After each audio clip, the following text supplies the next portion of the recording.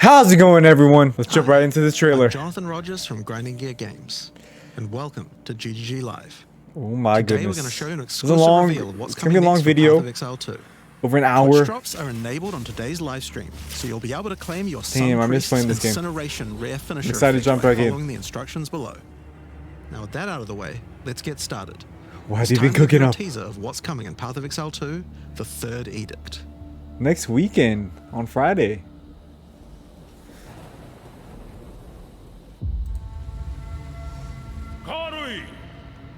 I have called you here to save our people, to save our way. Over the ages, we have known pain like no other, but we endured, and we became mighty. Saying looks badass. Now, outsiders dishonor our shores, and we have stood by, doing nothing. Hear my voice, ancestors! Show us your strength! You getting druid? The true way! Is this the druid class? I understand. Oh dang, it better be. Oh yes! Ah, I thought that was a druid. Are we getting druid class or no?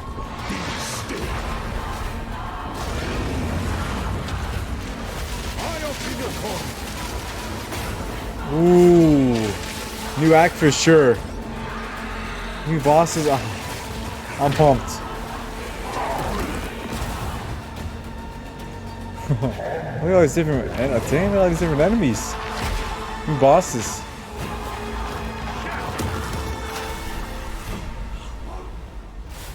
The true Makuramakoi will rise. Act 4. 3 interlude acts. 3 interlude acts. 35 new areas. What the? 24 new bosses. Okay. So gem overhaul. Like massive skill rework. What? 25 new endgame maps. New items. 150 new notes. Sprinting? What? What's going on here? And introducing. Why is it the Abyss? The Abyssal.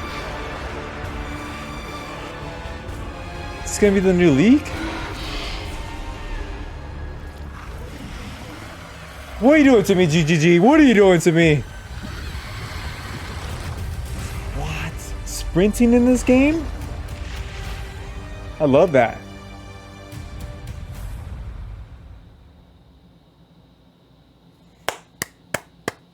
I'll definitely be streaming this game. Now, as you can see, there's a lot going on. Tell us. There's a lot to reveal today. We'll start by going over Act 4, the next chapter in the Path of Exile 2 storyline. But that's not all. There's also 3 new interlude acts to get you to endgame, which means we're removing cruel difficulty too. After that, we're going through the massive changes to characters. I'm super excited to show you how I've overhauled the entire support system, added new skills, and yes, there are buffs. Next, we'll go over the Rise of the Abyssal, this season's exclusive league mechanic, and talk about the new rewards, crafting systems, areas, and bosses that it adds. After that, it's on to changes we're making to the endgame. Then it's time to talk about items, crafting, and oh yeah, trade. That's going to be a big one. Oh, trade? We'll then go over our new supporter packs and finish up with a live Q&A session Multiple where levels. ZD will ask Path of Exile 2's game directors, Multiple copies myself and of the Mark, same your support questions gem? from Twitch Multiple chat. copies of the same And support after gem? that, at 4 p.m. Interesting. Pacific, hatch notes. They're not quite complete, but they should give you some nice details to chew on. We've got a lot to cover today, but first, another announcement. When the third Edict launches on the 29th, we'll be having a free weekend for Path of Exile 2. That's badass. That's right, Path of Exile 2 will be free for the first time without requiring an early access key. The free weekend will end on September the 1st, so you'll have plenty of time to give the game a try. Progress is saved. Nice. Let's get started with Act 4. Then they want people to try. The story continues from the end of Act 3. Doryani has agreed to help you find an ancient weapon that can be used against corruption, the instrument of the Third Edict. The weapon was broken in ages past, but he believes that the pieces may be found in the Karui archipelago, the home of the Karui tribes. You will need to journey to King's March, hire a ship, and set sail. Oh, snap. When you open the map, you can choose to sail anywhere you like. Act 4 is completely non-linear, and you can visit the islands in any order you choose. Act 3 was kind of that way, I think. Will you visit the pristine beaches of Whakapanu Island? Or Act 2, I think. The Karui whisper of a curse that afflicts all who travel there. Perhaps it's related to the weapon you seek. Boom! Dang, Warrior's looking Or badass. maybe you will visit the volcanic shores of the Isle of Kin. The Kin have been more restless recently, mining for sulfite and driven by some dark force. Perhaps you will choose to consult with one of the local Karui tribes. Their ancient wisdom could hold clues to finding the third edict. No matter where you choose to go, you will fight dangerous beasts. So there's not a new class. Unless that Find person they fabulous showed in the treasures. beginning. Ooh, I like gold. And battle incredible bosses. A challenger! Come, Yama sees your soul! There are 8 islands to did he discover, throw? each teeming with its own flora and fauna. Act 4 contains over 100 new monster types, What? 16 new areas, 12 new bosses, and plenty of other interesting encounters. Oh my goodness. There's a huge amount to show, but we're not going to spoil too much here. We want to give you a chance Love to it. discover it all for yourself. What happens after Act 4? I'm pumped, man. Well, until now you had to repeat the entire campaign again before you could face the endgame. But after adding Act 4, the game is far too long to make you do that. We needed something else to do in between the end of Act 4 and the endgame. So what else could we do? Add 3 new mini-acts, of course. Oh, and we're nice. calling them the Interludes. The Interludes are a set of 3 temporary side stories that will be included in the game until Act 5 is released, that will take you to level 65 where the endgame can begin. Heck yeah, that's badass. The first interlude sends you on a journey back to Ogham. Renly has been leading the efforts to rebuild Ogham Village after the defeat of Count Geonor, but there's a new danger afoot. The nearby town of Holton is surrounded by an impenetrable darkness, and each night their corrupted townfolk emerge to raid the local farmlands. You will discover new areas I'm pumped, man. and new bosses. The replayability is just gonna You'll go need to that find much your way through higher. the darkness. I did not like playing like Cruel Axe. Uncover the source of corruption Soon you will serve our master. and defeat it. Yes, I shall dance with their corpse. And that's just the first interlude. The second interlude will have you return to the Vasteri Desert, where Asala has been given a sacred duty. I like how you go back When to the those stars areas. align, the gifting of in a water different way. requires a chosen Sekima to meet with the Selkari, guardians of the sacred water, but they're nowhere to be found. You will need to track down the Selkari, find those responsible for disrupting the gifting, Jeez. fight even more new bosses, They're making the night look badass, discover man. the secrets of the ancient ritual, discover new locations, and ultimately help Asala carry out her sacred duty. Now for Interlude 3. As Royal Thaumaturge of the Vaal, Doyani had plans within plans to save his people from the cataclysm perpetuated by Atzeri's lust for power. Just a bit. One such plan involved sealing a group of willing Vaal deep in a great mountain vault near the home of the Asmeri, deep enough to survive the cataclysm. Even though thousands of years have passed, he believes that their descendants may still live, and may be key to defeating the beast. They went ham on this, The man. journey up the mountain will be dangerous. New foes stand in your way. And the further up the mountain you venture, the colder it will become. What does that mean? Explore caves of ice and enter the vault itself. Oof. Who can say what you will find within? I love this The game's interludes aesthetic. are 6 to 7 areas each and generally include 4 boss fights as well. When you put that together with Act 4, that adds up to 35 new areas in the campaign and 24 new bosses. Oof. It's worth making clear that the interludes are temporary. When Act 5 and 6 are added, the interludes will be going away. These are side stories after all, but don't worry, the bosses and areas that make up the interlude are all part of the endgame. We're not just going to throw them away. Smart. And with that, we don't need cruel difficulty anymore. We do know that it was a pretty big chore to have to play through the campaign multiple times on each character. Yeah, exactly. And this was a huge reason that the campaign could feel like a bit of a slog when playing through again. Exactly. But we do how also I have felt. another new feature to address that particular concern as well. So let's talk about Sprinting. In 030, when you hold down the dodge roll button, your character will go into a sprint after they finish the roll. This is available on all character classes, and there's no limitation on how long you can sprint for. Yes. The primary purpose of this feature is to make navigating areas faster when out of combat. Because of that, if you do take a hit while sprinting, you'll fall to the ground. The best idea is to use a skill when you see monsters. That'll break you out of the sprint so you can engage with no danger. Damn, that's badass. If you do mobility, need to run away from mobility. monsters, just hold spacebar. You won't be vulnerable during the roll, and you're faster while sprinting than basically any monster in the game, allowing you to retreat from combat. Nice. Sprint is a pretty significant change to POE2's gameplay. What I like most about it is that we can accelerate the pace of the game for those who want that, without having to compromise on POE2's more visceral combat systems. Okay, so that's the new extensions to the campaign, Okay. but there's a whole giant league to play through as well. I'll leave that to Mark to talk about later, and that's because what I want to talk about now is the new stuff for your characters. And probably one of the biggest new systems here is with the support gems. What are they doing with the support gems? Now, support gems are one of the most interesting elements to creating a build. They're what enables so many interesting mechanics and different ways to play. But POE2's support gem system has just never been quite right. One of the major issues is the limitation of only having one support gem of each type on your character. Yeah, that's true. We didn't want builds to just become using the same 5 most powerful supports in every skill. The problem with this design, though, is that it's actually working against using multiple skills in your build. If you can only use each support gem on one skill, it means that you're encouraged to go all in on that one ability. And we want to encourage you to combo your abilities. Something needed to change. So we can stack So gems? with that in mind, we've removed the restriction of having one of each support gem per character. What? You can now use as many copies as you like. What? This should drastically increase the amount of possible builds That's and increase the badass. amount of skill diversity. Hell yeah. There are a lot of potential builds that suffered from the previous restriction. For example, a poison build previously couldn't add poison to more than one skill. That's They true. couldn't use stacking poison on more than one skill either. This severely limited your ability to combo with anything outside of the specifically designed poison archetype, but now you can. It's a new ability Many from the utility ranger. skills previously couldn't scale to endgame because the supports that would make them scale were more useful to use on other skills. You would never speed up killing Palm with martial tempo when you would much rather use it on your primary skill instead. There are more examples like this all over the place. In addition to that, though, we thought there wasn't enough feeling of progression in the supports as you went through the game.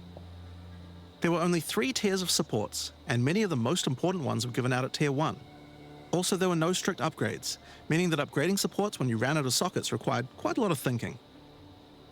In order to solve these issues, we now also have multiple levels of many supports as you go through the game. Oh, nice. For example, double barrel support gives you an extra bolt, but at the cost of 30% less reload speed. At Tier 2, the penalty gets lowered to 20%. Oh, nice. But then at Tier 3, the support gem gets something new. It now reloads automatically when you heavy stun an enemy. In some cases, the highest tiers might work a little differently, and you'll have to decide if you like the upgrade or not, depending on your build. Rapid casting. For example, rapid casting. The first couple of levels gives 15, then 20% increased cast speed. But then at Tier 3, it changes to a new approach. For each different spell you cast in the last 8 seconds, you get 10% increased cast speed, which could be a pretty big bonus if you use a lot of different spells. Oh, that's cool. So that's pretty good for upgrades through the campaign. But we wanted to add a little more spice to the endgame for supports too. And that's where our new system, lineage supports, comes in. You can think of these like unique items, but for supports. There are supports that are only available at endgame, but they're much more powerful. Like Ratha's Assault. It's an upgraded version of Double Barrel that reloads your skill as you dodge roll, as well as increasing the number of bolts it can hold. What? But it That's does cool. mean that it's the only way you can reload the skill now. Now, unlike regular supports, you can't find these through the uncut support gem. Just like unique items, many of these can be found from specific bosses. Oh, I like that. And This there's is ton like of the a regular reason to dot pool play too. the endgame more and more. Some of them are fairly rare. Others fairly common. Some of them are build defining. Others are just straight up power upgrades. Oh, dang. All in all, Jeebus. there's around 40 lineage supports being added throughout the endgame, so there's a lot of power to find out there. Now, the new support gems are certainly going to open up a lot of builds, but of course we have a huge range of improvements to individual character classes as well. As well as adding new skills, we had a big focus on buffing existing skills so that they can scale well into the endgame. I like how There's a huge amount to cover this here, is definitely gonna- so we're not going to discuss everything. the build We're variety just for gonna quick fire characters is through some going of the to coolest changes. be, I think, widespread We wanted throughout to make hold each a more class. useful element on the Ranger, so we've expanded the cold tools available. As well as increasing its range, Escape Shot now creates fragments of ice whenever it hits the ground. These fragments explode after a short time, making the skill better for killing groups of enemies. But not only that, we added an ice fragment support that creates more of them when killing frozen enemies. Oh, nice. And a new buff skill called Ice-Tipped Arrows that allows all your arrows to create ice fragments. What? It's like a little buff. This already gives It's like a players grease on ranges your where to item. use ice.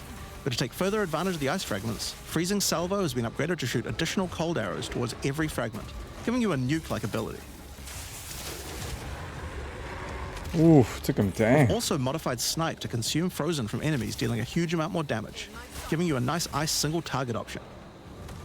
And something you might notice about this is that the bonus is a lot higher against bosses. This is actually a change you'll see throughout the entire game. Since it's a lot harder to freeze a boss, you should get a bigger reward for it. Another theme you'll see throughout the game is making movement feel better. Toxic Growth is a skill that was pretty cool, but a bit annoying to use with the jump that it had. Now Toxic Growth is a range skill, so you can spam it more easily. Oh, nice.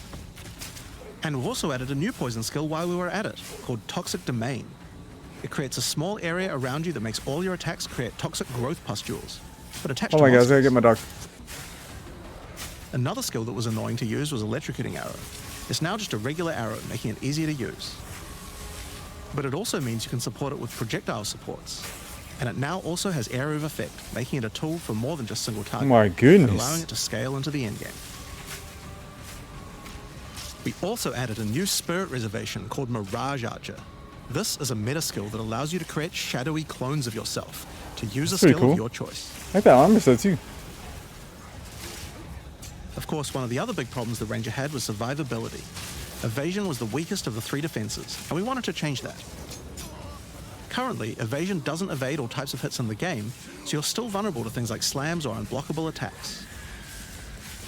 Oof. To make Evasion characters more tanky, we're adding a new mechanic called Deflect. Unlike Evasion, Deflect works on everything, and if you successfully deflect a hit, you take 40% less damage. Items can now give you a mod that gives you some amount of deflection based on your Evasion. It's a high deflection rating. And there's a bunch of it available on the passive tree too. Oh, nice. Deflection is rolled in addition to Evasion, so this is an upgrade for regular hits too. And unlike Evasion, there's no maximum chance. You can reach 100% deflect against all hits if you spec into it enough. Oh, nice. Of course, this is a buff that helps all Dex characters, so the Mercenary and the Monk, but especially the Huntress, are seeing big defense boosts from this as well. Speaking of defensive mechanics, let's talk about block and parry. Now, one of the big concerns on the release of the Huntress was parry feeling unreliable. One of the big reasons for this is there's a lot of hits that are not blockable, and thus not parryable either. So a huge balance change we're making is that now everything is blockable, except for specifically unblockable red flash skills that bosses use. Well, the eyes turn red? This makes parry much more reliable. And not only that, but to make block and parry nicer to use, you now also move faster than before while using these abilities. That's good. This is a massive buff to passive block as well. So to counter that, we did have to lower the max passive block a bit, but overall you should feel much safer. Fire skills on the warrior were not really cutting the mustard, so we decided we needed to upgrade a bunch of them, but also add some more as well. Let's Nice. start with a buff. Volcanic Fissure now branches into multiple fissures, giving it much more clearing potential. That's pretty cool. We've also added a new skill called Forge Hammer. This skill throws a molten hammer that does a slam at a distance. You can recall the hammer back by using the skill again if you like, but the What? cooler thing to do is to use a Warcry near it. Using a Warcry makes the hammer explode, making a bunch of volcanic fissures around. Volcanic fissures re-trigger when you slam them, so it's a great skill to make a flaming arena to fight a boss. We also buffed Perfect Strike to have much larger area of effect, and changed Molten Blast to not always force you to move forward. Trust me, it feels a lot better to use now. The skill now has massively boosted chance to ignite monsters as well. Nice. I use that. I use And you're that going to want to ignite ability. monsters due to a new glory skill called Ancestral Cry. Ancestral Cry charges up with glory by igniting monsters, invoking King Kaon's Jeez. favor. After you do, use it to channel Kaon's ancestral power. What? Every attack will be ancestrally boosted with fire. Your very steps will explode, triggering No. volcanic fissures, and molten balls will erupt from your attacks. Jeez. That's crazy. Warrior shield skills were another area we wanted to improve. Now that we've got Sprint, We actually don't need to have a cooldown on shield charge anymore. It now also does more damage the further away you are when you use it. What? I used that skill too, man. That was badass. Shield wall got significantly upgraded. It did. Also, you can shield charge right through it to trigger all the walls. Dang. I might have to We try also warrior added a new again. shield war cry. Fortifying Cry gives you a defensive buff, but it also builds up charge on your shield that empowers your other shield skills. And Magma Barrier now doesn't require timing in order to use. Just wait for your shield to charge up and block. What? Seismic Cry now stuns enemies that are primed for stun. And we changed the Sunder interaction with Armor Break. It now also gives a Sundered Armor debuff that makes enemies take 40% extra physical damage. Oh, nice. Great for bosses. Ancestral Warrior Totem has undergone some pretty significant changes too. We wanted the skill to feel more like using an ultimate. That summoning an ancestor to fight for you was a big deal. So we've changed this totem to require 3 endurance charges to summon, and massively buffed its damage. It also now scales with your weapon damage too. The fire on the screen is wild. Since there's no limit anymore, if you build around generating endurance charges, you can summon an entire forest of totems. In order to make that easier, we added some new sources of endurance charges. There's now a support to make Perfect Strike generate charges, and a support for generating endurance charges from heavy stuns as well. Oh, nice. Speaking of totems, we wanted to upgrade the Warbringer. Among the other changes we've made to this class, Answered Call now gives an extra totem, and the spirits have just been generally buffed in many ways. Use it with your limitless ancestral warrior forest to make an army of Karui that would make Tukahama proud. That's awesome. We've also merged the Great Wolf Howl and Warcaller's Bellow support, so that you can get all the benefits with 1 point. And They give him the warrior some love he needed. He had a much better defense. Next up, let's talk about accuracy. Accuracy was always intended to be something that warriors didn't need to care about very much so long as they're in close combat. But unfortunately, that's not currently the case. This was particularly annoying with skills like Bone Shatter, which you certainly don't want to mess with. So we significantly buffed your chance to hit at close ranges when you don't have much accuracy. Warriors shouldn't require any accuracy investment in order to hit with close range attacks now. That's good. We also wanted to improve armor. Now, one of the major weaknesses of armor is the inability to defend against elemental damage. In order to mitigate this, we're adding a lot more of the stat that allows your armor to defend against elemental damage. Nice. It's now available on items and in a lot more places on the passive tree. The passive tree it definitely looks different. One of the most important improvements we've made in 030 is to declunk the action and flow of shooting crossbows. Yes. You can now reload crossbows without any movement penalty. But not only that, all skills that can be used while moving now slow you for a shorter amount of time. This change benefits everyone, not just crossbow skills. With both of these changes put together, the run and gun playstyle feels much better. It looks like it does for it's sure. It's hard to explain how important this change is for the feel of the class. It's like the mercenary with that chance weapon. to talk about how we're rebalancing to make comboing skills much better. Take Shock, for example. It buffs damage and lasts 4 seconds right now, but that isn't really giving you enough time to take advantage of it. If you're going to add a lightning skill into a build that otherwise wouldn't use one, we need to make mechanics like this much better. So we've increased shock duration on monsters to last 8 seconds. Dang. And skills like Plasma Blast, which are intended to be good at shocking enemies, now increase the damage bonus by a lot more. You'll find changes like this all around the game. Chill now lasts 8 seconds, giving you more of a reason to weave in cold damage. Freezing skills are better at freezing. Burning skills need to cause burns that last longer. But making skills like Permafrost Bolts and Incendiary Shot double down on how they're supposed to be used, it makes using them in your build alongside other skills much more likely. I like this. They're buffing everything. We're also making sure to buff specific combos too. The freeze explosions from frag rounds now chain to nearby enemies. Oof. And using high velocity rounds with armor break will now fragment the opponent's armor. This causes monsters to take a portion of high velocity rounds damage with every subsequent hit, even tiny pellets. So that means following it with a shotgun blast is way more effective. Dang, you freaking wrecked that fool. Now there's a lot more buffs to crossbow skills, but for now I'm just going to talk about the new one we added, the Mortar Mortar Cannon. This one lets you socket any grenade skill, and using it will summon a cannon which loads and then fires the grenade you choose. That's awesome. Another issue on the Mercenary were banners. They were just not very good, so we're doing a big upgrade to them. They now last longer, don't disappear when moving out of them, and we removed the Valor mechanic. They now just give a much more consistent and stronger buff, Nice. and you can use them when you get enough glory. on which one of the main focuses was making various minion types more useful to use together. Melee minions in particular were just not that great compared to ranged ones. As a starting point, we just straight up removed the requirement for minions to have accuracy. Attack minions now always hit, which makes them way better. Nice. Brutes got some good numeric buffs, but we also added a new command skill where they do a war cry that intimidates enemies and detonates any frozen monsters and allies around you in a big cold explosion. We've also changed the Frost Mage's command skill to an ability that adds ice armor to your other minions, adding a layer of defense. And it makes them deal cold damage back to the attacker as well. The ice armor also makes the minion count as frozen, so the Brute's war cry can detonate them too. Unearth was changed to work on corpses of your dead skeletons, allowing you to summon the minions more easily in boss fights. Well, changes happening. And they also got a new jump ability, allowing them to get into combat faster. Oh, there you go. Ray's Spectre was also feeling pretty weak for the spirit cost they have. To be honest, we were a little afraid of these when we first balanced them. We've both decreased the spirit cost for a large range of monsters, and have significantly increased Spectre damage too. They should feel a lot more impactful. There's also a lot of new spellcaster weapons with newer cult skills, but I'll just talk about one of them that I thought was particularly cool. The Reaping Staff is actually a wicked scythe that gives you a new ability called Reap. Oh, When nice. an enemy is low in life, you can dash forward and rake enemies with the scythe to cull them instantly, healing you. It can also inflict critical weakness on enemies too. Look at that. Now, there's a lot of balance changes in the Witch's Ascendancy classes, but I'll just talk about two of them for now. On the Blood Mage, you were previously required to spend your first points on Sanguimancy, which really was supposed to be the downside for being able to access the powerful abilities on the rest of the class. In order to make picking the Blood Mage a better early option, we've made Sanguimancy free, unlocking the power of the rest of the class immediately. Nice.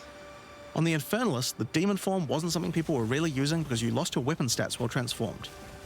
Well, you no longer do, so it's a much better option now. What? That's badass.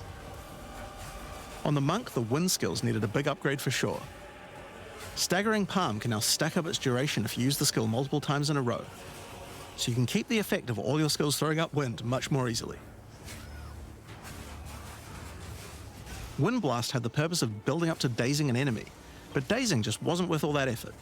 Now it just dazes on hit, meaning a single Wind Blast will make all your skills stun enemies more easily. What? Following up with Vaulting Impact on a dazed enemy previously did a bunch of stun. Now it allows you to break your enemy's stance. When their stance is broken, following up with a fast attack will do way more damage. A cool build that certain people always enjoyed in POE1 was hand-to-hand combat, but until now we just didn't have a real way to make it viable. Well, that changes now. Hollow palm The technique. Monk, as a true martial artist, now has the ability to learn the Hollow Palm technique, a keystone that lets you use all quarterstaff skills while unarmed. What? I'm not so. All quarterstaff attacks now have a special unarmed version, and you get further bonuses to all your attacks from stacking Energy Shield and Evasion on your character. What? This is badass. I'm gonna have to go monk this season. A new keystone we also added to the Monk section of the tree is Walker of the Wilds. This changes Mana Leech to work with elemental damage instead of physical, which is pretty useful for all those elemental attacks the Monk has, but it works well for the Ranger too. Now, one of the least used Ascendancy classes in the game is the Acolyte of Chayula, so we knew we needed to make some changes here. One of the key things we had to do was make the chaos damage that the Acolyte can do much more useful. So we've added a new skill, allowing chaos damage to ignite, shock, chill, and freeze, Dang. embracing the elemental prowess of the Monk in a truly chaotic fashion.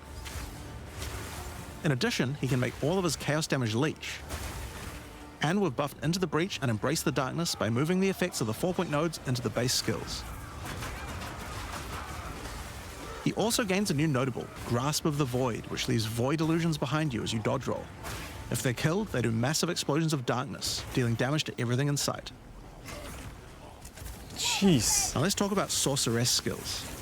Then the monk One is of the looking things we pretty want to badass improve with on the that. Sorc is the that ability to use fist multiple elements technique. together Looks more awesome. effectively. Now, this might seem small, but one of the things pushing you towards using a single element is debuffs like Elemental Curses, which lower resistances of a single element. In order to fix that, we're making quite a lot of game-wide changes to these kinds of mechanics to broaden what they apply to. So for example, there's no longer 3 curses for fire, ice, and lightning. Instead, there's just a single curse that buffs all 3 at the same time. Oh, nice. And things like Frostbomb, which gave you cold exposure, now give elemental exposure. You can use it to buff any of your other skills. That's awesome. We also wanted to make switching between different weapon sets smoother, so you can use different elemental staves more effectively. To do that, we've removed the weapon switch time, and now happens instantly. This applies game-wide too. I never Now, we didn't just looked wanna into stop the there. weapon switch We system. wanted to add some specific mechanics that work between different elements, and that's where elemental infusions come in. Certain skills can now drop elemental infusions. For example, when a frost bomb explodes, it leaves behind a cold infusion on the ground. After picking it up, you can spend it on one of any number of different skills to transform how they work. Spark will create a nova of cold-infused projectiles. What? The combo system's crazy. Ice Nova will leave a chilled area on the ground. And we also added a new low-level skill that fires ice shards. Use it with cold infusion though, and the ice shards will explode. That's cool. Orb of Storms now generates lightning infusions when you cast enough spells near it. And that's all spells, by the way, not just lightning. Once you have one, you could cast a lightning flame wall, which adds What? both fire and lightning damage to all the projectiles that pass through it. This game's blowing my mind. Or power up Ember Fusillade with lightning, which will generate arcs to nearby enemies as each fireball hits. Or maybe go lightning on lightning with arc. This skill is now a projectile, and by infusing it, you can go full Palpatine. That's badass. Get fire infusions by blowing up monsters with Living Bomb. Then use them with Comet to summon a giant fire meteor from the sky. Or use it with Firestorm, which transforms it from a small area into a much bigger one. Firestorm is unique in that it can be infused by multiple different elements at the same time. This game's gonna be Add wild an when ice it like infusion to official rain down ice at the releases. same time as the fire. And add lightning to add deadly strikes from the heavens into the mix. Or use it with all three to generate a storm that is truly apocalyptic. Jeez. Cold Snap has been simply turned into Snap. Previously, you could use it to shatter ice, but now it works to detonate all of the different elemental ailments and makes them leave behind infusions. What? And just like how Okay. you could previously use it on Frostbolt, you can now also use it on Orb of Storms and Solar Orb to detonate those as well, which means you can create many infusions at once. My goodness. The witch is We also looking. have a I mean, Spirit the Reservation skill and a support gem to help generate them too. Matrix is looking crazy. On the passive tree, we've added quite a few new keystones to the Sorceress section. Here are a couple of Sorceress. examples. The Black Flame Covenant keystone converts your fire spells to chaos and causes your ignites to deal chaos damage. Your fire spells and ignites will also turn purple. That's The awesome. Ritual Cadence keystone causes your invocation skills to trigger more times, but makes them trigger periodically over a longer duration instead of one. Great for those auto bomber builds. Now, in addition to skill changes, we've added a lot more options for the passive tree for each class. Dang, it looks Overall, like it. there are more than 100 new notables on the tree, usually around 20 per class, along Woof. with smaller clusters as well. Check out the old version. And here's the new version. What? It's a lot more dense, and there's more interesting nodes than before. There is. Oh my goodness. Now, we probably can't go through too many of these in the live stream, so I'll just show you one from each class's area of the tree. We tried to be a lot more thematic with the new nodes. So for example, the Molten One's Gift. It lets the benefit of Armor Break apply to your fire damage. Or how about Last Stand, which gives you lots of stats as your situation becomes more and more desperate. A lot of these have themes aligning with Ascendancy classes.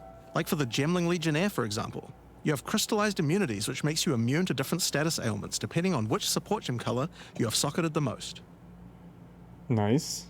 Another Ascendancy class aligned notable is Sanguimatic Rituals. It allows arcane surges to generate life instead of mana, unlocking that support gem to be used with the Blood Mage Ascendancy.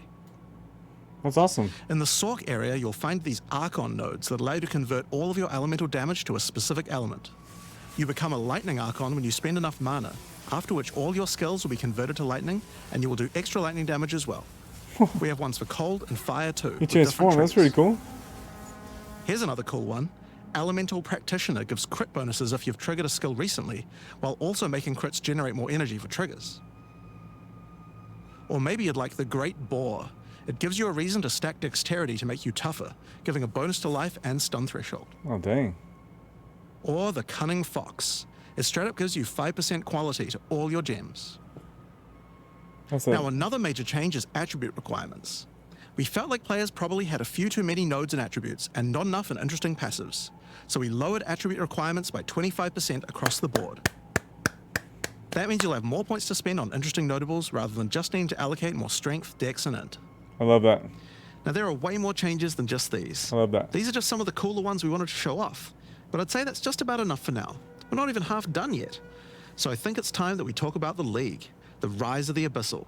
And to do that, I'd like to hand things over to Mark. As you just saw, even though there are major changes to the campaign for this update, we want to make sure that every time you come back for an expansion, each area feels different with something extra going on. It is really important to make sure your experience when returning between expansions is fresh and filled with new content. And the way we did this was through leagues. Every expansion we make has a league, which not only has a fresh economy, but also has new content exclusively available in that league. So, let's delve into the details of what Path of Exile 2's first official league is bringing to the table. The Abyssal are a race that have mastery of forbidden magics and necromancy. They were thought to be extinct, but have merely been biding their time underground. You first encounter signs of the Abyssal in Clairfell, where you discover that during the night, weaker members of the Undead Legion have been attacking the encampment. The townsfolk require your help to investigate where the monsters are coming from and put a stop to their attacks. Out there, ancient creatures, lurking beneath the surface. As you proceed through Rayclast, you'll find fissures in the earth connected to larger pits. The monsters normally inhabiting the area are being affected by it, harmed by it even, having their souls eaten to strengthen the Abyssal underground. As you defeat the monsters, the fissure closes and Abyssal emerge, angered by you killing their food. Once all those fissures have been sealed, the pit activates, and more Abyssal pour out. This is where the larger and more dangerous monsters reveal themselves. That's badass. As hordes of Abyssal spew out from the pit to take your soul. They give you like more XP to get leveled up. If you kill a magic pack, then magic Abyssal arise. If you kill a rare, then a rare monster will emerge from the pit, having absorbed some or all of its modifiers for itself. This means the monsters emerging will generally be more difficult and more rewarding, as each modifier gives better rewards. If you are able to kill them all, the pit will seal shut. As each pit is closed, it reveals a potential reward. Abyssal troves will rise up out of the pits, allowing you to get some epic loot. Areas often contain many pits, with many fissures, and the amount goes up as you progress through the game, getting more intense. It doesn't stop there. When monster mods are absorbed, they have a chance to become infused with the dark necromancy, transforming them into abyssal modifiers. For example, you defeat this monster with the Mana Siphoner modifier. Their soul is eaten by the pit, and a rare monster emerges. The Mana Siphoner modifier has transformed into Soul Siphoner, and is now amplified in danger and reward. Abyssal pits also interact with other monsters and mechanics. If you defeat a rogue exile that's near one, it'll be revived as a Lichborn that has multiple Abyssal modifiers. Oh damn. Lichborn exiles even have their own unique jewel they can drop, if you are lucky enough to encounter and kill them. If an Abyss spawns near a boss, killing it will summon a gigantic Giga Larvae creature. Oh wow. How about where it Monsters like lands on the imprisoned map? in essences near Pretty Abyssal cool. pits are affected by the Abyss too. They will come with an additional new essence item that can be used to craft your items. So, that's your bread and butter of the Abyssal League. Kill surface-dwelling monsters, kill the emerging Abyssal, close the fissures, overcome pit encounters, and reap the rewards. I think it's definitely better than There's last a lot more to the this first league, league that they had. As The you hunts. complete Abysses, you can find ancient pieces of bone, preserved from the remains of fallen Lichborn. These are one of the many rewards for your mission to seal the pits. No, You Jumbo. can use this on a rare item to imbue it with abyssal magic, adding a special hidden modifier to your item. But how do you reveal it? In Act 2 of the campaign, you'll encounter a new area. This area is overrun by the Abyssal and the Lost Men. After clearing through this area, you'll find the Well of Souls, a giant cavity with a massive vortex of souls swirling beneath you. So how do you reveal the mods on your abyssal-infused items? Obviously, just throw them in, right? Yes, that's exactly what you do. Before throwing it in, you are given the option of how you want to transform it, in the form of a choice of 3 different modifiers. Oh, nice. Once you've chosen your desired mod, throw it in, where it will absorb the power of the souls, and the ominous creature will then retrieve it for you. These modifiers can be ones from the core mod pool, all the way through to specialized modifiers that cannot normally appear on items. During the campaign, you can use it as a way to more easily add useful existing mods, but during the endgame, there is a whole set of new and powerful mods you can add to your items. Like this mod for crossbows that allows you to place an additional ballista totem. Or this one that adds spirit to your staff. Or this one that allows you to generate more combo with your quarterstaff skills. Damn, nice. And speaking of endgame, you can also use the system to craft waystones. With a preserved vertebrae fused into your waystones, you can get some new modifiers that push difficulty and rewards to new heights. Here are some examples of those mods. You always get a choice of 3, so you can avoid anything you don't think your character is capable of. With this modifier, the natural inhabitants of the area are all spawned near abysses, and there are up to 9 additional abyssal pits in the area, making it just a full-on abyss ruckus. Or this one, which causes the final abyssal pit in the area to always result in a boss encounter, be it either one underground or one that emerges out. Oh boy, it's like, whoa, There are he's ready to go. dozens of these waystone modifiers in total you can get from this crafting. That covers the new crafting mechanic. So what's left? Well, we talked about how when closing pits you can get abyssal troves, but sometimes when closing an abyss, you'll reveal an underground cavern that leads to the abyssal depths. Oh, nice. After jumping into the depths, you'll find an abyssal city, swarming with legions of the undead. When underground, every single rare abyssal enemy will have an abyssal modifier. And at the end of the dungeon, you'll even find a rare with a more powerful Lichborn modifier. Jeez. Once you're able to defeat this powerful rare, you can also find some nice rewards. Aside from the entire area being valuable due to the abyssal modifiers on the monsters, it has its own specific drops too.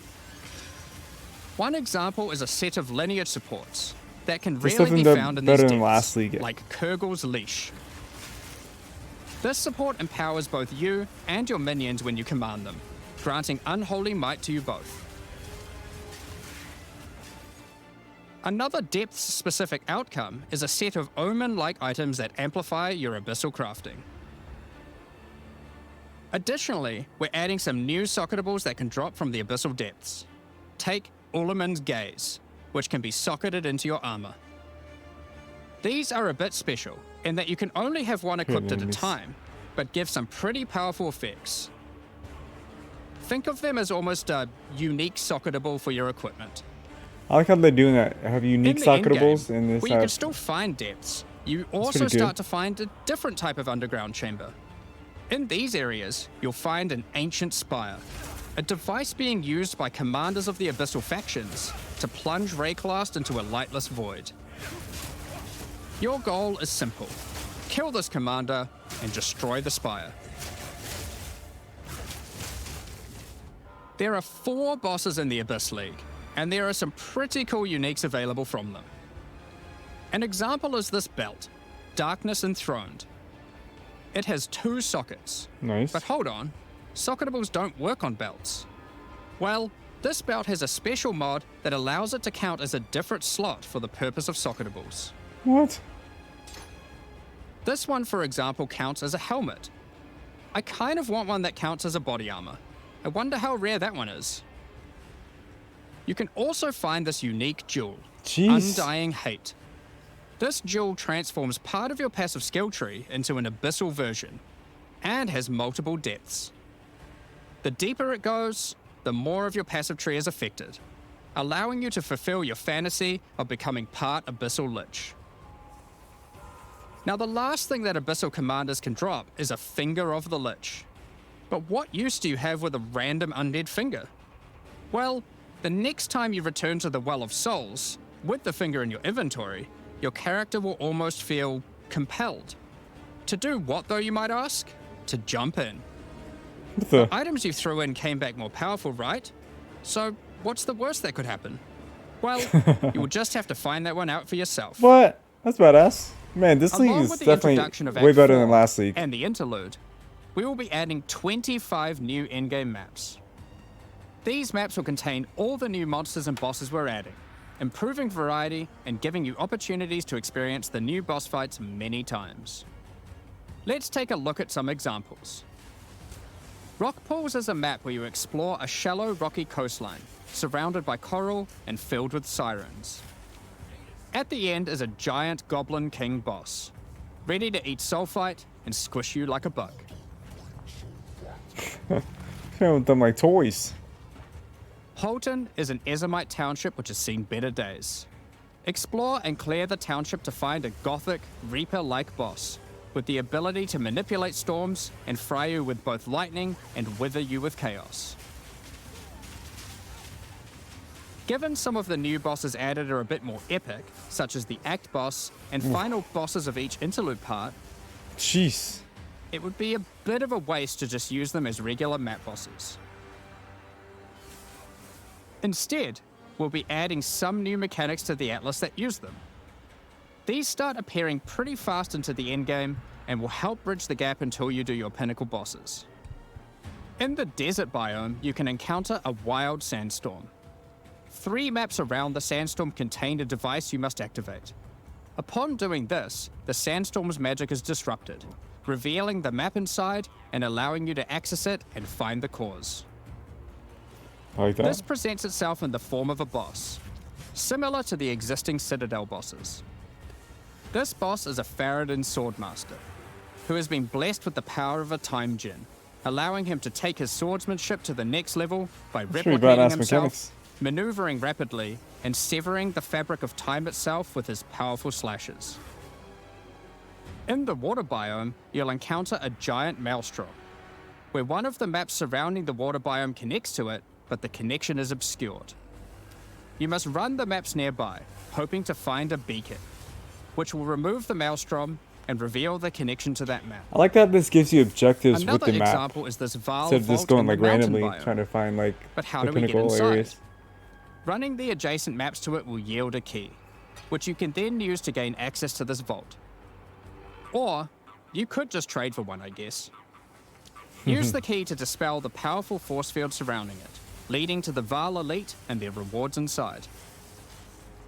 These all contain Uber versions of the Act 4 boss, and the bosses at the end of each part of the interlude.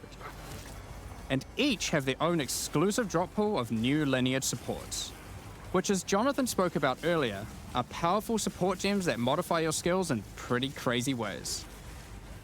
As an example of a lineage support which can come from the Faradin Swordmaster mentioned earlier, we have Garukhan's Resolve, which causes your critical strikes to fork, but requires some mobility on your part to properly enable. From the boss sealed in the Vaal Vault, we have Paquate's Pact, which supports your war cries, causing them to inflict massive amounts of corrupted blood at the cost of your own life. Additionally, some maps can now spawn summoning circles, a room resembling an Ezomite henge. Activating this henge will spawn bosses. It's as simple as that. We'll also be making changes to how affixes on waystones work, as the current prefixes equals good, suffixes equals bad iteration isn't quite hitting the mark. We tried something new here in Path of Exile 2, but after seeing the feedback we decided we actually liked what we had in Path of Exile 1 more. Like Yeah. Path of Exile 1, each affix will now be both difficult and rewarding. Waystone mods now grant an increase to the number of waystones dropped, and an additional specific upside attached to it. This means as you roll your map, they will continue to get more difficult and more rewarding, and Nice. allow you to customize the difficulty and rewards of your maps better. Look at that. For example, The Frostbitten mod, which causes enemies to deal cold damage, also increases the rarity of items dropped as its upside. Whereas the Of Venom suffix modifier, which causes enemies to poison on hit, has the upside of granting increased pack size. Nice. Some maps will end up having a lot of rarity, some a lot of pack size, and others will just have a mixture of everything. Due to now having more modifiers granting difficulty, we will of course be reducing the difficulty per modifier to account for this. So, that's your Atlas, maps, and Waystones, but what about Breach, Ritual, Pinnacle content, and others of the sort? We're making some changes around this too. The first change is that you'll now be able to invest 2 points into your specific League Atlas trees before having to run the Pinnacle content. There will be a specific objective for each type of content which grants you those points. For example, in the case of Delirium, it's simple. You just need to find and kill one of the bosses in a map, Omniphobia or Kosis. The rest of the points for each content come from the Pinnacle content, but we're making some changes to accessibility here too. Currently, access to most Pinnacle content requires the same key at the easiest and most difficult version of the content. This creates a negative feeling where at lower difficulties, instead of wanting to run the content, you're often better off just selling it to someone who can run it at maximum difficulty. To address this, each content will now drop splinters, which will not form into singular items. Instead of using the singular combined item in the Realm Gate, you can now just bring your splinters. Upon inserting the splinters into the Realm Gate, an interface will appear, allowing you to pick your difficulty, and you'll notice each difficulty has a different entry cost. This means if you want to run easier difficulties, it costs less, which also allows you to run this content much sooner into the endgame. Nice. Because these encounters now just require splinters, their corresponding Atlas tree no longer affects the difficulty of them, and has been changed to purely affect the content and maps on the Atlas. The Arbiter of Ash works a bit differently. Instead of requiring splinters, he still needs Crisis Fragments. We now have only 2 difficulties of the Arbiter. The first, requiring the existing fragments obtained from citadels. The second, Uber Arbiter, requires Calamity Fragments. These come from Citadel bosses also, but only once you've allocated the maximum number of points in your boss Atlas tree, ensuring those Citadels are at their highest difficulty level. Since we're talking about Pinnacle content, we also felt that the leveling curve in the late game was a bit too steep. We've smoothed this out a bit so that it's easier to get to the mid-90s. Nice. That was good too. We've also added some new in-game unique items. Let's take a look. There's so much information, man. I'm just trying to soak it all in. Thunderfist is a pair of gloves that grants Crackling Palm, a skill which empowers your unarmed attacks, granting the ability to call down the storms themselves on enemies you hit. That's badass. Put simply, literally every monster you hit with your unarmed skills will be struck by powerful lightning. What? Pair this with the aforementioned Hollow Palm technique to embrace your true unarmed prowess in combat. I like Another that. unique we're adding is Henekura's Sight. Equip this amulet to be granted the power of the Mother of Death herself. This is reflected by granting you a skill called Foresight. While you have Foresight, your dodge roll no longer avoids hits. But instead, being hit while dodge rolling restores you to full life and makes you unable to die for a brief period of time. That's awesome. You'll notice when this does occur, a copy of your character appears and takes the full damage. This is you seeing that future, as if you hadn't been wearing the amulet. Ultimately, your in-game experience should be more streamlined, with new content to find. You'll be able to invest in your Atlas trees sooner, engage with Pinnacle content faster, have less FOMO running said Pinnacle content, reach higher levels easier, and do all of that while finding many new chase endgame items. I like how they listen to finding feedback. items is one thing, but what about crafting them? We've taken a step back and looked at some of our crafting systems to make some notable improvements. Let's start with essences, which suffered from an issue where the regular essences were effectively useless and didn't give players the tools or excitement that a crafting system should provide. To alleviate these concerns, essences are being changed in a few ways. Firstly, they're being changed to function like regals and add specific modifiers with specific values, meaning you know exactly what you're going to get. We found that players were often bottlenecked by regal orbs when crafting in the campaign, so this helps to fill that gap, allowing you to better upgrade your items. For example, this Lesser Essence of Flames, which will be able to add a flat amount of fire damage to your magic martial weapons. Secondly, we're adding many more tiers. That Lesser Essence of Flames, for example, has a regular variant and a greater variant too, adding even more fire damage with each upgrade. Nice. The intention of this is so that when you find one early on, you don't worry about holding on to it till later to use on a higher level item. You should feel free to use them as they come to get powerful upgrades during the campaign. Oh, I like that. Lastly, our highest tier of essences, now called Perfect Essences, will function like a Chaos Orb instead of a Regal. So it will replace one of the modifiers on your rare items with the specified mod. Such as this Perfect Essence of Flames. You'll notice this one doesn't just add flat fire damage like the ones before it. The Perfect Essences often give something a bit different, with some opportunities to be pretty damn powerful. There are many different essences, each with many tiers, covering many of the more core modifiers you'd want on items early on, through to chase specialized ones for in-game. Speaking of in-game, we really wanted to expand our crafting options for late in-game crafting projects. You might have noticed that at in-game, you get way too many transmutes. Wouldn't it be nice if some of those didn't drop, but instead you got something a little more powerful? At higher levels, you can now find Greater Orb of Transmutation and Perfect Orb of Transmutation. These can be used on normal items to upgrade them to magic, ensuring that the modifier generated is of a minimum level. This is similar to how you find higher tier items on the ground, but for crafting.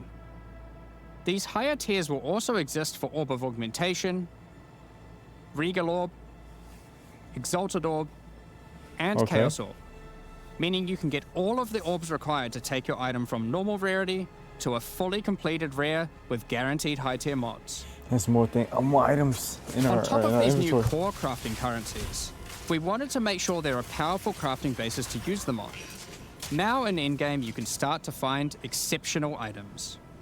These are items that drop at normal rarity and are perfect for your from-scratch crafting projects. I see. They can come with extra quality, up to 30%, or an additional socket to use your crafting socketables in. And yes, they can be corrupted for yet another socket. Oh, damn. You can also get exceptional unique items. To add even further to your crafting arsenal, we've added a whole suite of new omens to ritual content, and removed some of the more unimpactful ones that weren't being used. Some of the new omens include the Omen of the Ancients, which will cause your next Orb of Chance to not destroy the item, but generate a random unique of the same class. Or the Omen of Sanctification, which is my new favorite. This will cause your next Divine Orb used on a rare item to reroll the values of its modifiers, allowing it to exceed the normal minimum and maximum values, raising the ceiling on the new most powerful rare items in the game. What? This omen will also cause your item to become sanctified. Sanctified items cannot be crafted, just like corrupted ones, so consider carefully when you use this.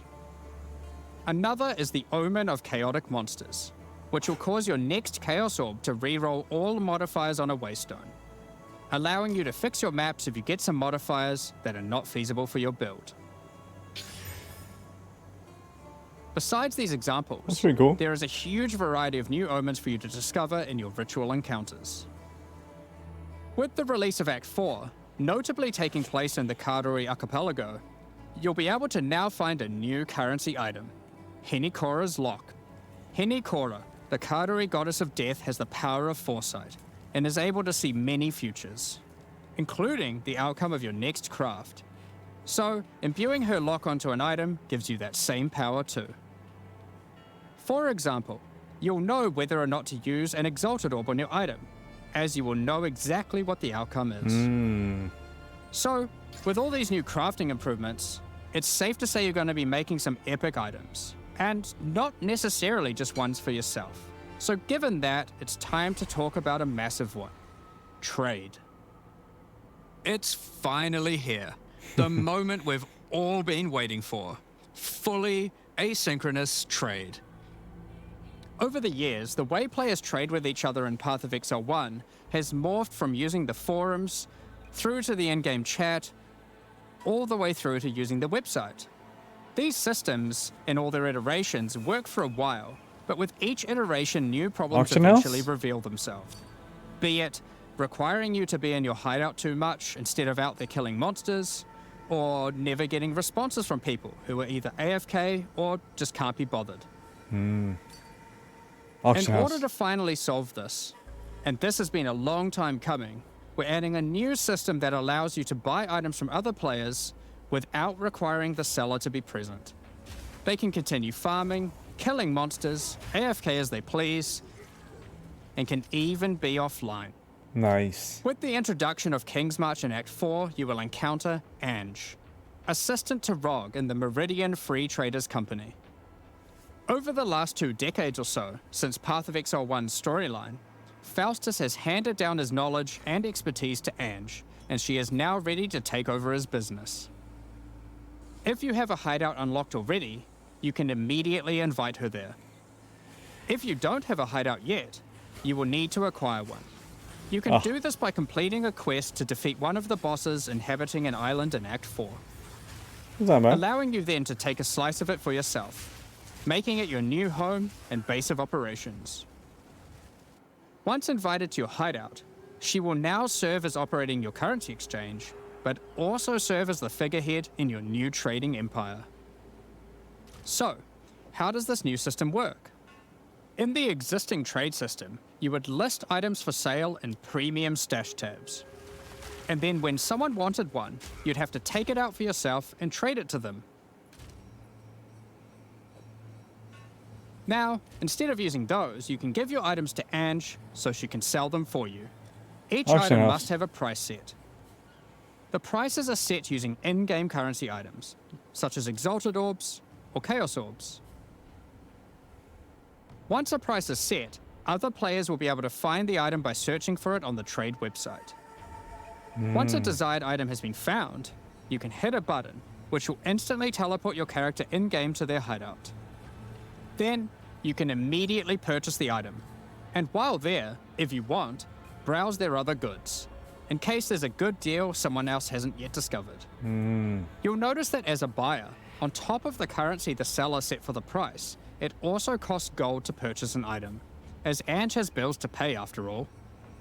As a seller, you'll immediately receive a notification when an item of yours is sold, and can also see an effect above Ange in your hideout when she has unclaimed currency. Just go talk to her, claim your currency, and continue playing at your leisure. As many people So I have to go already to a acquire third-party premium site, stash like tabs to for their the website purpose though. of the I trade wish they did system, like Final Fantasy we 14, wanted to add a where it was way just for you to like convert an your auction existing house. tabs Super to easy. You merchants just go tabs, to if you like the want. board and you could buy anything you You want. can do that here, on the website, but only if you purchase those tabs before the release of the third edict. To clarify, the existing trade system will remain fully intact, so your premium stash tabs will not lose any of their functionality. We just figured people might want to switch over to this new system. We expect a lot of feedback around this new system and are looking forward to trying it out with you. As we are not able to test internally with an entire, thriving economy, there will certainly be some kinks to work out. Based on how the system goes, we will be adding it to Path of Exile 1 when ready, so any of the tabs you purchase will also be usable there later. Nice. Next up, we're going to be talking about our new supporter Supporter packs. packs. Today, we're launching 2 new series of supporter packs. Alright guys, I think I'm gonna end it here. This is just gonna show cosmetics. Overall, I am super pumped. I'm excited to play this game next weekend. Path of Exile 2 coming out swinging. No new class, but we got a lot of changes, a lot of good changes. I think that's beneficial for the game. We can use multiple gems, sprint in the game, a lot of buffs come into this game, a lot of more combo systems come into this game. I think this is a major plus. We got new axe. I'm super hyped. All right, guys. Hopefully you enjoyed the video. Give a thumbs up, give a subscribe. Let me know what you guys think of Path of Exile 2, and will you play this new season? Will you jump into this new patch? Let me know in the comments below. All right, guys. It's been a long video, so have a great day. Have a great night wherever you are. Until next time, peace.